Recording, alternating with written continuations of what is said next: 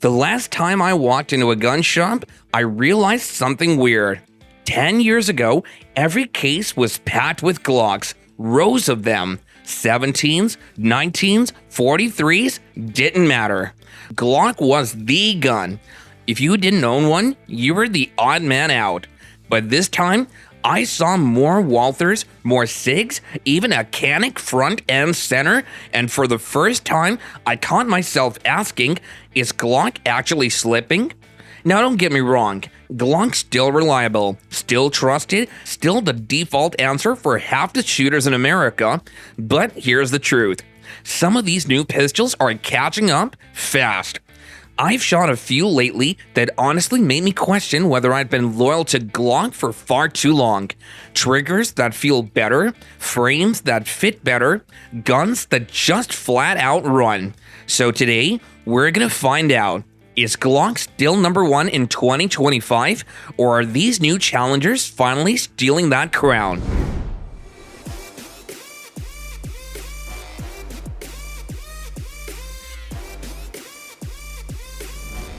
So, is Glock still the undisputed king, or are these challengers closing the gap or even overtaking them? Let's dive into a detailed comparison examining where Glock still excels and where its rivals are pulling ahead. We'll review 7 pistols that are going hard against Glock and see how they're doing so. But before that, I'd like to dive into a bit of history on Glock's relevance and how it rose to fame. In Paul Barrett's book, Glock, The Rise of America's Gun, Paul Barrett traces how the sleek, high-capacity Austrian weapon found its way into Hollywood films and rap lyrics, not to mention 2/3 of all U.S. police departments. In 1982, Gaston Glock thought he could produce better handguns than the ones already available and decided to manufacture a new gun right from scratch. Before starting, he asked gun experts in his native Austria what could be done to improve a handgun for the modern era. In 1986, the Glock 17 made its way to the United States. It was perfect timing, coinciding with the rise of the American drug trade when many cops were feeling outmanned by gangs on the street. The Glock 17 and 19's large capacity and lightweight gave them an advantage over other guns. The police departments tested the guns and were amazed when they took their officers out to the range and found out that not only could they learn to use Glocks pretty quickly, but the pistol also made them more accurate marksmen. In 1990, the Glock began to appear in the hands of police officers in Law and Order and other police procedural shows. It was also used by Bruce Willis in the movie Die Hard 2. Willis's character gave a long soliloquy touting the advantages of using a Glock. The Glock was adopted early on by some of the biggest names, including Tupac and Dr. Dre. As soon as it appeared here, they began to embrace it for its dark, futuristic side, Paul Barrett said. The fact that it looked tough, had a large magazine capacity, and, not incidentally, the fact that it rhymed so well with words you might want to use it in rap lyrics. Within the space of just a few years, you not only had the Glock showing up in lyrics, you had song titles with the name in it and people changing their stage names to incorporate Glock into them. Glock's rise to fame is an incredible story of perfection and perfect production. Interestingly, Glock's dominance hasn't gone unchallenged. Over the years, other manufacturers have developed pistols that rival Glock's performance and popularity. Some of these pistols have even surpassed Glock in certain areas, making them attractive alternatives for shooters. Anyways, today's topic challenges Glock, and we're gonna see if it still has its fame/preference intact, or if it's been overtaken. When somebody first told me to try a SAR-9, I laughed hard. I've owned Glocks since before half the internet experts were even shooting.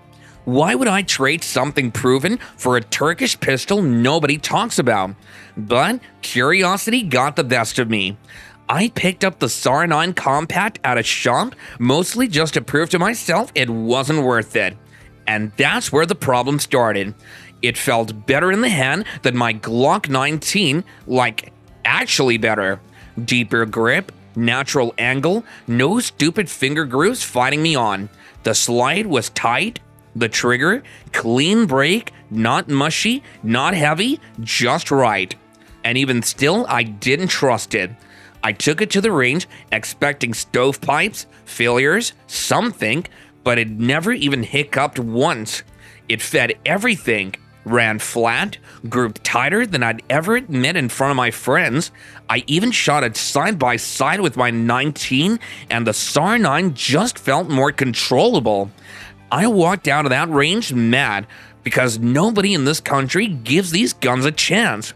Everyone's too busy chasing Glocks for $650+ while this thing sits under glass for $400 collecting dust. I didn't want to like it, but I carried it for 2 months straight after that. I'm not saying it replaces a Glock, but it sure made mine feel overpriced. The M&P 2.0 series has been a favorite among law enforcement and budget-conscious shooters. With an aggressive grip texture and improved trigger over its predecessor, it's a strong Glock alternative at a similar price point. One of the most significant challengers to Glock's dominance is the Smith & Wesson M&P series. With its ergonomic design, striker-fired mechanism, and impressive accuracy, the M&P has become a staple in many law enforcement agencies as well. Its versatility and reliability have made it a favorite among shooters, and its wide range of models and calibers has helped it gain a significant following. The M&P's design is often praised for its comfort and ergonomics.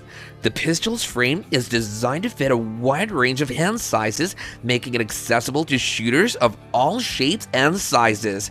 The M&P's trigger is also notable for its smoothness and reset, allowing shooters to quickly and accurately engage targets. But can the M&P dethrone Glock? The M&P's performance is certainly impressive, but Glock's loyal fanbase remains strong. Glock's reputation for reliability and durability is certainly unmatched, and many shooters are hesitant to switch to a new brand. When the CZP-10C debuted, it was hailed as the Glock 19 killer thanks to its far superior trigger and ergonomics. The grip is contoured like a CZ75, making it one of the most ergonomic pistols ever, and the trigger break is crisp, unlike Glock's spongier factory trigger. The CZP-10C is a pistol that's been gaining traction over the years. Its ergonomic design, striker-fired mechanism, and impressive accuracy have made it a favorite among shooters. In comparison to Glock, the P10C offers enhanced ergonomics and a more comfortable grip, making it accessible to shooters of diverse hand sizes.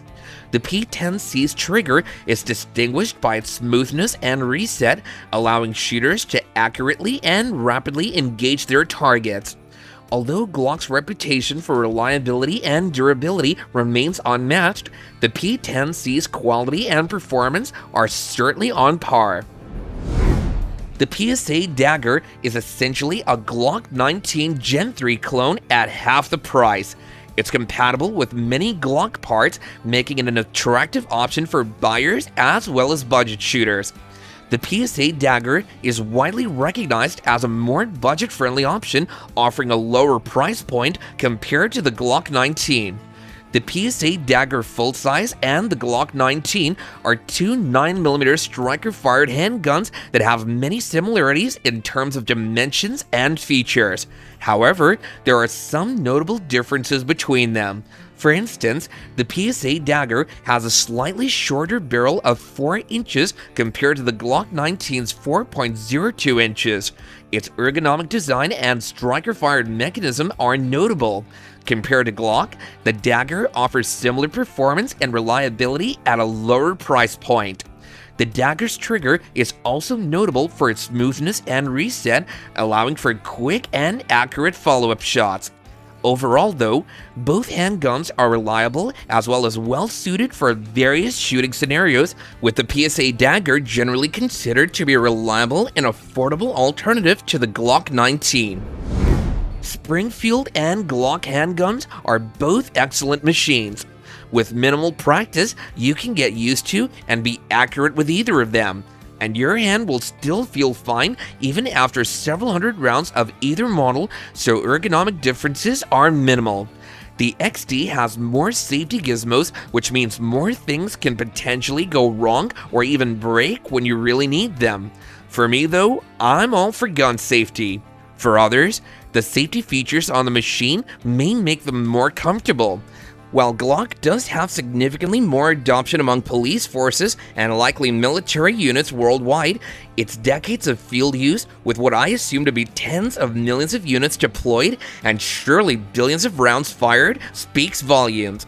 The brand's continued reputation for reliability serves as compelling anecdotal evidence that any design bugs have long been resolved, supporting the firearm's most important feature. It goes boom when and only when you need it to. With that level of market adoption, aftermarket and spare parts availability likely also favor the Glock. I've fired many versions of both, and while I personally prefer Glocks, it's hard to argue that choosing either or many other models from other reputable manufacturers would be anything other than a great choice. The Springfield Armory XD series is a pistol that's been popular among shooters. Its reliability and accuracy make it a staple in many law enforcement agencies. According to Glock, the XD series offers similar performance and reliability, but with a more ergonomic design and comfortable grip. For most, the grip seriously matters because how on earth can you actually shoot a gun if you can't hold it properly? Also, the XD series' trigger is notable for its smoothness and reset, allowing shooters to accurately and rapidly engage their targets. This pistol does dare to contend with Glock. The new Glock 49 has some gun enthusiasts swooning and others annoyed with another crossover handgun. Walther is making so many amazing versions of the PDP that it's hard to keep track of them all. Both gun companies are legendary in their own right, so debating the quality of either gun is a waste of time. They're both reliable handguns using completely different styles, which makes them tough options for those who are unsure of which one to buy. Picking between these two handguns is like choosing between an AK-47 or AR-15 rifle. Different flavors for different tastes. But there are some, like me, who love both guns, and this makes it even harder to choose. Are there any benefits to one over the other? Each gun does have advantages and disadvantages to consider when selecting the right one. I had the pleasure of taking both out on the range for some drills and good old-fashioned pop can plinking. The Walther PDP is a pistol that can be compared particularly to the Glock 49 and has been making waves in the firearms world. Its impressive trigger and exceptional accuracy have garnered a loyal following among shooters. Compared to Glock, the PDP offers a smoother trigger pull and superior ergonomics. The PDP's performance and accuracy make it a strong contender, but Glock's reliability and durability remain unparalleled. The Heckler & Koch VP9 is a pistol that has gained a loyal following over the years. It's got one of the best ergonomic designs and striker-fired mechanisms that make it very efficient and reputable. In contrast to Glock, the VP9 offers enhanced ergonomics and a more comfortable handling, making it accessible to shooters of diverse hand sizes. The VP9's trigger is notable for its smoothness and reset, allowing shooters to rapidly and accurately engage their targets. Although Glock's reputation for reliability and durability remains unmatched, the VP9's performance and accuracy make it a compelling alternative. You either want a VP9 or a Glock, but never both. Yeah, just kidding. You can sure put your money on both if you like.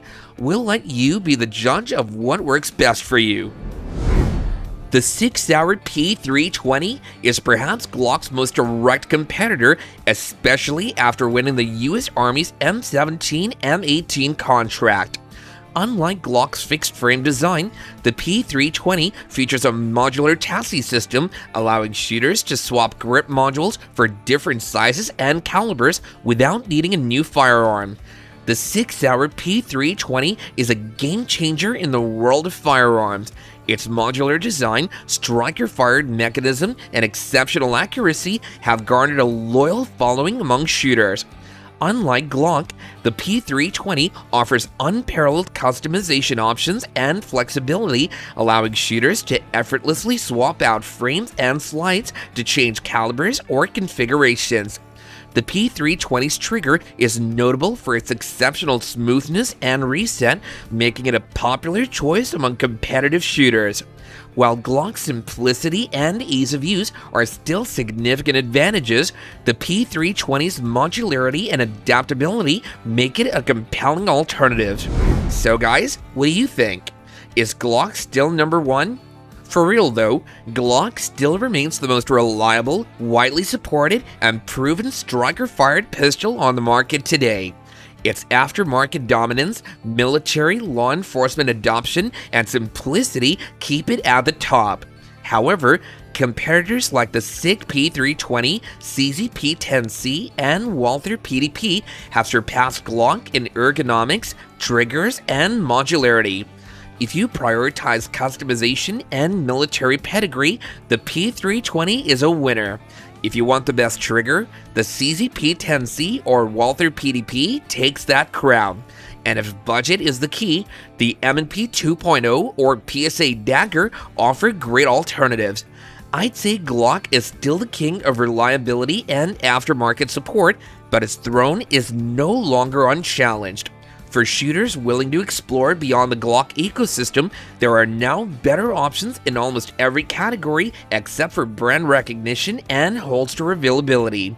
The question isn't whether Glock is still number one, it's whether being number one in legacy and support outweighs number two or number three in shootability and innovation. And that's a decision every shooter must make for themselves. Look, Glock's still Glock at the end of the day. Decades of trust, insane aftermarket, and a reputation that survived every meme and every comp shop in America. But here's the truth. Glock isn't untouchable anymore. These pistols have proven that you don't have to settle. So, what do you think? Is Glock still the king in 2025, or are the wolves finally at the door?